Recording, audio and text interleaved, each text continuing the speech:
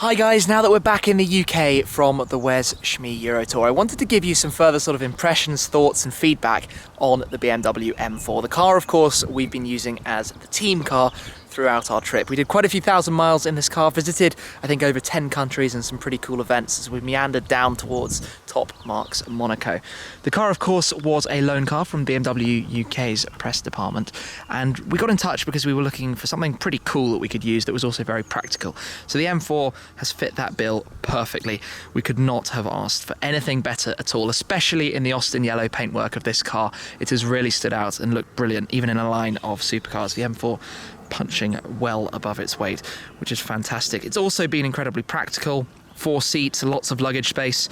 I'll go around all of that in a second. Just while we're here, it's the aggressive looks of this thing. It's a little bit lower, aggressive front end, wide arches. As we get to the back, you've got the quad exhausts, which are pretty cool as well.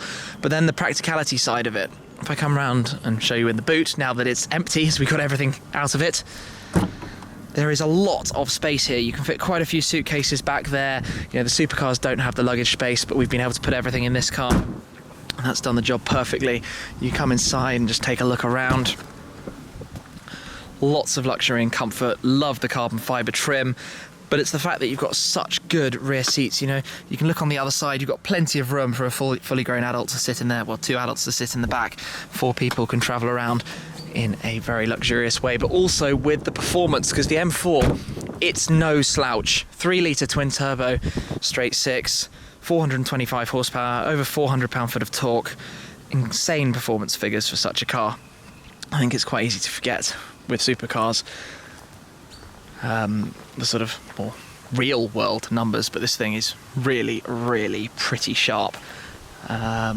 No problems on the Autobahn, for example, keeping up with absolutely everything that all the other cars were doing until the red line, of course, or the limiter at 155 miles per hour. But inside, it's where I think this car, I guess, comes into its own with multiple characters almost, is the sort of various settings you've got, these different modes you can configure, the M1, M2 mode. So let me just close the door and start it up. Keyless with the key in my pocket, of course. I mean, the basic thing, obviously, is that you can change your steering settings, suspension, powertrain, gearbox, and go through a whole load of different modes. They're all set up there in the lower right, underneath the rev counter. And if I just put it in gear for a second, you can see you've got the gearbox setting.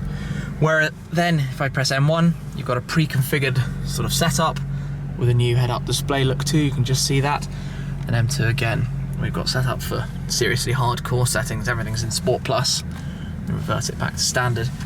And you can go through, you know, the steering controls, sport, suspension controls, powertrain. Let's not be efficient. But actually, efficiency is an interesting one. This car's been really good on the fuel economy. Very impressive, actually.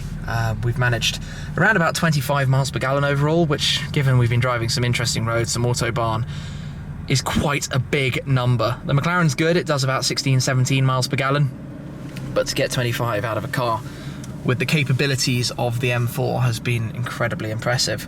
I think what it does, and sort of right now just sat here even with the engine on, it's very quiet, it's very comfortable, it's very luxurious, it's a very good cruiser. You know, the fit and finish is wonderful, the comfort and support of the seats is brilliant, and like I say, it is very quiet. Perhaps it fits into a niche more like where the M6 was the previous generation. You know, the car's got a little bit larger, but if you dial it up and you put all of those settings into their sporty modes, it really, really lets you play. It really lets you play. You've seen that in the videos on the tour, and it's fantastic. I think the big surprise is perhaps that it's larger to drive than I thought, but you look at the measurements and that's not a surprise. And maybe that's where it's going to make room for the BMW M2 to come along later, which, and without any doubt, is going to be a seriously cool car. The M2 is something to watch. Well, 2M or whatever, it's not official yet at all, just spy shots and the like. But let's just pop it in neutral with the door open, M1. But listen to this. Love that noise, it's really cool.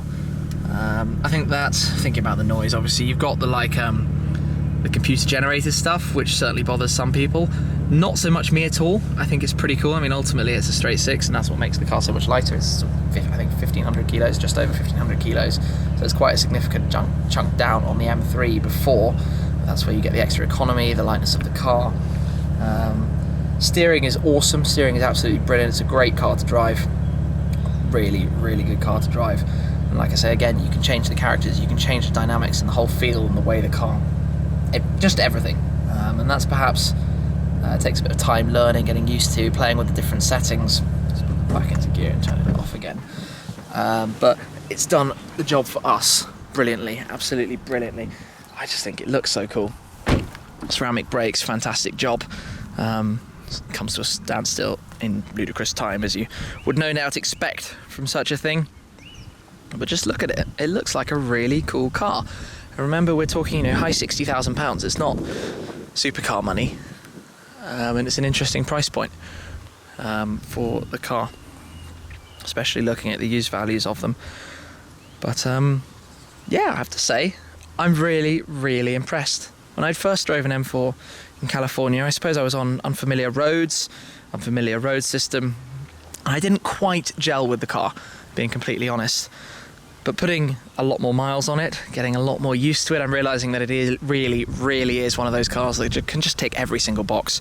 You have the luxury, you have the comfort, you have the long distance drivability, but you also have the mischievous sort of nature that lets you have a bit of fun and knock up the settings, and you can be driving in full M2 mode and changing from 4th to 5th gear at high revs, and the car will sort of still light up the wheels a little bit, and that sort of lets you feel a little bit on edge and exciting, although perhaps maybe a little bit computer controlled as a result. But you kind of get through that and just enjoy the drive. But yeah, like I said, this is one car. It can drive the mountain roads, it can be seriously fun, but it can also be one that you just go out with a group of 4 people, going from A to B, literally just driving it as an everyday car. I'd like to have the surround view camera system, or at least a reversing camera, because like I said, it is quite large, it is quite wide. And I think as cars get bigger, parking spaces, they're already built, they're not getting any larger for us.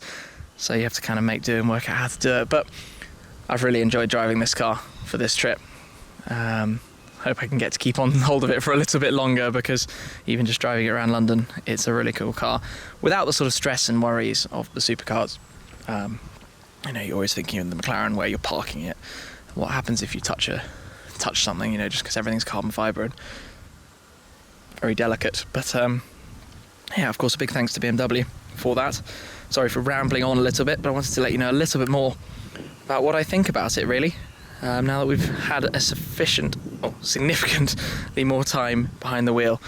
So there we go, the M4. What do you think? Do you like it now? Do you like it more now that you've seen more about it? Any comments, let me know. Any questions, obviously comment away down below. Look forward to reading them, but I'm really, really happy it did the job perfectly and sat very, very nicely alongside the Shmee Mobile, the McLaren 650S on that tour. Make sure you check out those videos though if you haven't already. But a big thanks for watching as always, and I will catch up with you again in the not too distant future. Thanks guys, cheers.